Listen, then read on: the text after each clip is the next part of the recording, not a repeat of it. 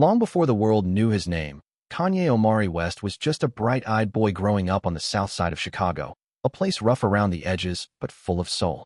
His mother, Donda West, a college professor, was his anchor and his biggest believer.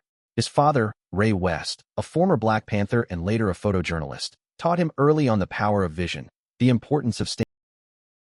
Wasn't like the other kids. Even when he was barely old enough to tie his own shoes, he carried himself with a swagger that hinted at something bigger brewing inside. He had this magnetic energy about him, a wild blend of raw confidence and deep, aching sensitivity. When other kids were busy playing ball in the streets, Kanye was scribbling rhymes in his notebooks, dreaming of a life no one around him could even imagine. At the age of 10, his mother took him to live in China for a year while she was teaching abroad. That experience cracked open Kanye's world, exposing him to new cultures, languages, and sounds. It planted seeds of curiosity and creativity that would later explode in ways no one could predict. Back in Chicago, teenage Kanye dove headfirst into music. He wasn't handed a golden ticket. Nah, he had to grind for every beat, every bar, every shot. He started making beats for local artists, selling them for $20 just to keep the dream alive. He spent nights in basements, hunched over old drum machines and dusty keyboards, layering samples from classic soul records into something fresh, something electric. By the time he was 17, Kanye had built a small but buzzing reputation. But he didn't want to be just a behind-the-scenes producer. He had bars, he had stories, he had something to say. The only problem was, nobody in the industry wanted to hear a producer-turned-rapper. They wanted him to stay in his lane, to keep making beats and leave the mic to someone else. But Kanye didn't believe in lanes. He believed in breaking every damn barrier in his way. In his early 20s, he packed up and moved to New York City, the place where dreams were made or crushed. He hustled his beats to Rockefeller Records, catching the ear of Jay-Z. Soon, he was crafting iconic tracks for the Blueprint. But still, when he told them he wanted to rap, they laughed him off. He didn't fit the image. He wasn't street enough. His flow was different, too introspective, too emotional, too honest. Kanye didn't just take the rejection, he studied it. He sharpened his pen, built an undeniable sound, and started recording tracks that mixed vulnerability with bravado. He knew he had something special. Still, it wasn't until 2002, after a brutal car crash left his jaw wired shut, that the world began to listen. Instead of falling into despair, Kanye recorded Through the Wire, spitting his truth while literally rapping through a broken jaw. That track was pure fire, raw and real in a way the industry hadn't heard in years. It caught people's attention, and just like that, Kanye's narrative flipped. When he finally dropped the College Dropout in 2004, it hit like a thunderclap. No guns, no thuggery, just heart, ambition, faith, and that chip on his shoulder you could see from space. His music resonated with kids who didn't fit the mold, who didn't want to be boxed in. It wasn't just rap, it was art. And Kanye? He wasn't done. Not by a long shot. He pushed boundaries with late registration, collaborated with symphonies, blurred the lines between hip-hop, fashion, and high art. He wasn't content with making hits. He wanted to change culture. And he did. But success wasn't a straight line. Kanye's story twisted and turned through heartbreak, controversy, grief, and triumph. The loss of his mother shattered him in ways words can barely touch. He stumbled, he raged, he fell apart publicly. But every time, he got back up, sometimes bruised, sometimes brash, always brilliant. Through it all, Kanye never stopped chasing the impossible.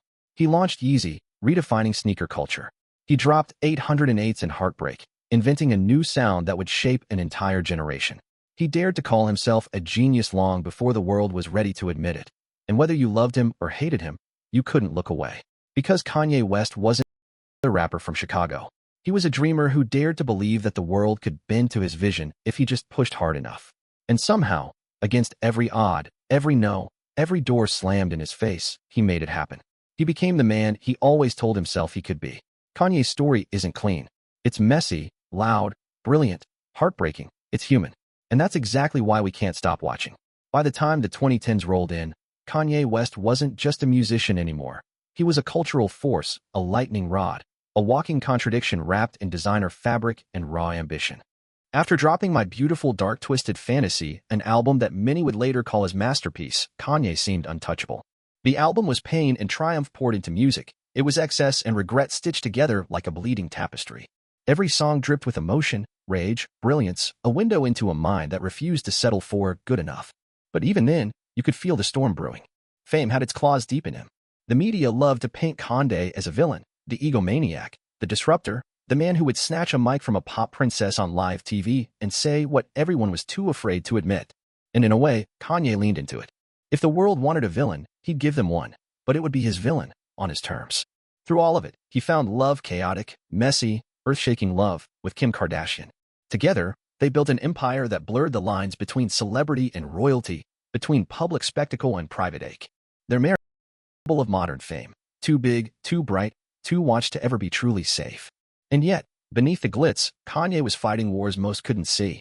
Battles with mental health, the bottomless grief of losing his mother, the crushing weight of expectations. He spoke openly about being diagnosed with bipolar disorder, a bold move in a world that still treated vulnerability like weakness. But Kanye? He never believed in hiding scars. He wore his humanity like armor. In 2016, during a tour for the life of Pablo, an album that played like a gospel synth rap odyssey, Kanye famously broke down on stage. He canceled the rest of the tour and disappeared from the public eye for a while. People whispered, they speculated, they judged. But what they didn't understand was that Kanye was burning through his own rebirth. When he resurfaced, it wasn't quietly. It never was. In 2018, he moved to Wyoming, to the mountains, the wide open spaces, far from the flashing cameras and suffocating noise.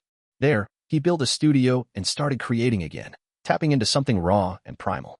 He dropped an album that wasn't polished, wasn't safe, it was messy, conflicted, real. Just like him.